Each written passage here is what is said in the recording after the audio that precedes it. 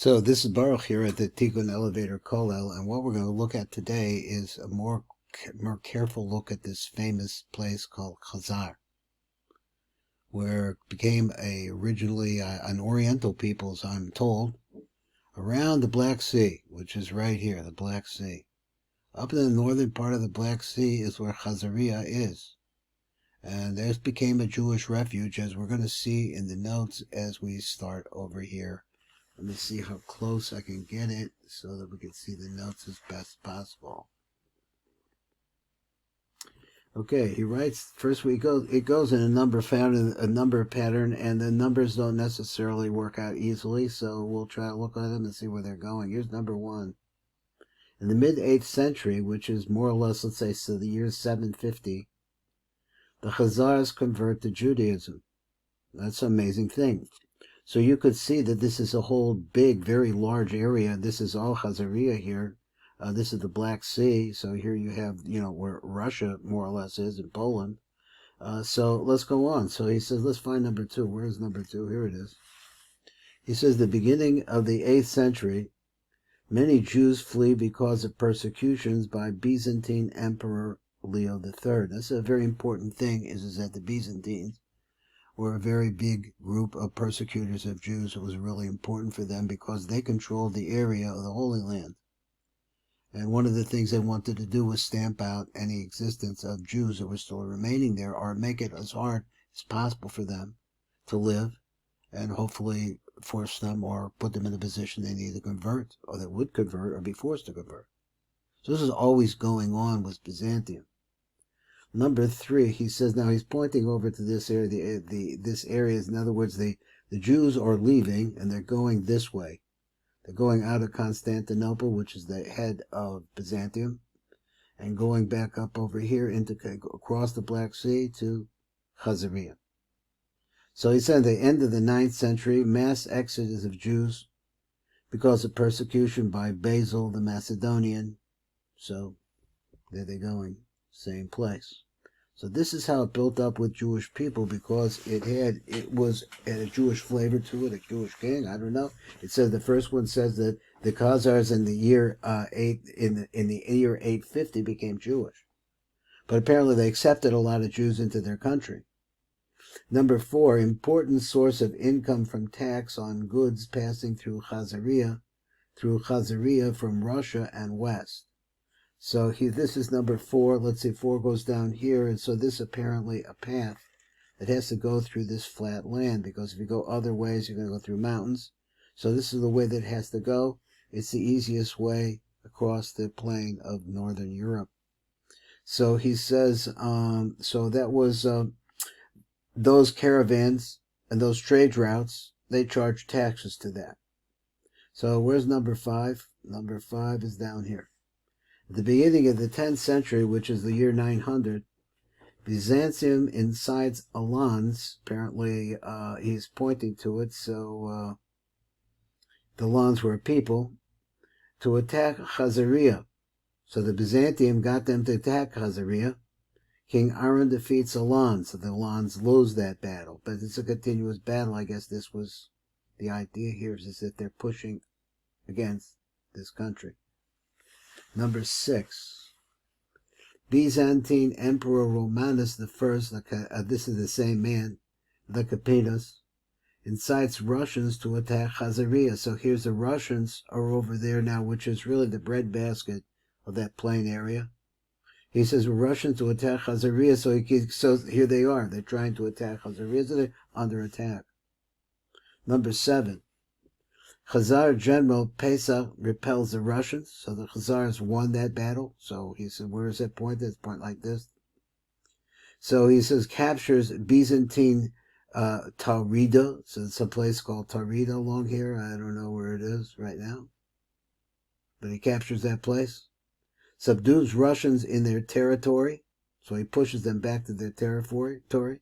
It forces them to attack Constantinople and makes them attack Constantinople, which is the seat of Byzantium. Now, Byzantium at this time, it's important to understand, was Turkey, Greece, all the way over to parts of, certainly towards what today is I call it Yugoslavia, and over to Venice, all that in different places over here was also part of Byzantium. So let's see how it goes. So that's number 8.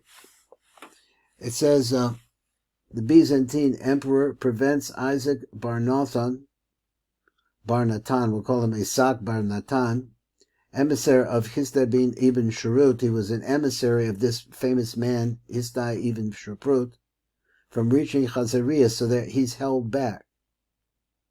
He wants to reach the Khazars. He wants to know that they're over here in Spain.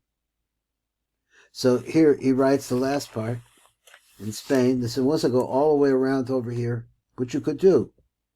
But you have to get through Constantinople. And over he says the emperor prevents his emissary from reaching Khazaria. In other words, they blocked him. They wouldn't let him through. They wouldn't let him through here. So because this is Byzantium, all of this. So now we're going over the year 956. The Jews are still trying to get together, trying to gain strength. So Hisda ibn Sharut sends a letter to Joseph, king of Khazars. So he says this is the route that we're supposed to take, right? And then he was stopped here at Constantinople. They wouldn't let him go any further. I guess they could do that, could still do that. Here's a view right now of the letter that's written by Hisda ibn Sharut towards the king of the Khazars. Let not my Lord take it ill, I pray, that I inquired about the number of his forces. May the Lord add to them, how many soever they be, and 100-fold. My Lord sees that I inquired about this with no other object, then I may rejoice when I hear of the increases of the holy people. I wish, too, that he would tell me of the number of provinces over which he rules, the amount of tribute paid to him, if they give him tithes, whether he swells continually in the royal place. I think it means dwells. There's the one misprint that I see here is dwells continually in the royal city, or does he goes about through the whole extent of his dominions? If there are islands in the neighborhood, and if any of their inhabitants conform to Judaism, if he judges over them, how he goes up to the house of God, with what peoples he wages wars, whether he allows war to set aside the observance of the Sabbath, what kingdoms or other nations are on his borders, what are the cities near to his kingdom called Khorasan, Aberdah, and Bab al-Adwab, in what way their caravans proceed to his territory. So what's all these detailed questions? How many things ruled before him? What were their names? How many years each of them ruled? And what is the current language of the land? All of these questions, a man from a far, far away place called Spain is trying to reach the king of the Khazars. So this, it says, from letter by Hisda ibn Sharut to king of Khazars.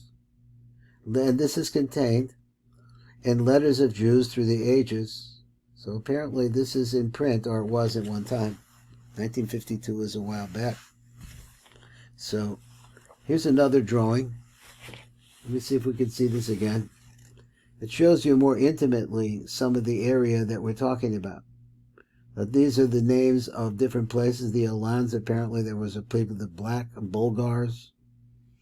All of this is an area that was subdued, apparently, by the Khazars. Now, maybe I'm wrong. So let's see what he says here. He has this color, which is, I think, that color. He says, area of Khazar kingdom as described by King Joseph in his letter to Ibn Sharut. So apparently the king wrote him back. So he says this is the legend. It's 20 parsa is I guess sending out this. I'm not sure exactly what that means. And 1 parsa 455 kilometers. I'm not sure exactly what it means there. So he says the tribes that surrounded the Khazar kingdom, So all of these, the Alans were a different place. The Black Bulgars. Apparently, they ruled over that area. I'm not sure that I really understand the legend that well. area of kingdom, Khazar kingdom, as described by. So this is the area which I'm thinking, and this is the Black Sea. These are other areas, the Caspian Sea. All of that is around the kingdom of the Khazars. So that's why I have to show today. This is Baruch Fleischman, and this has been a little bit a trip into the concept of the Khazar people. How they became Jewish, what happened to them.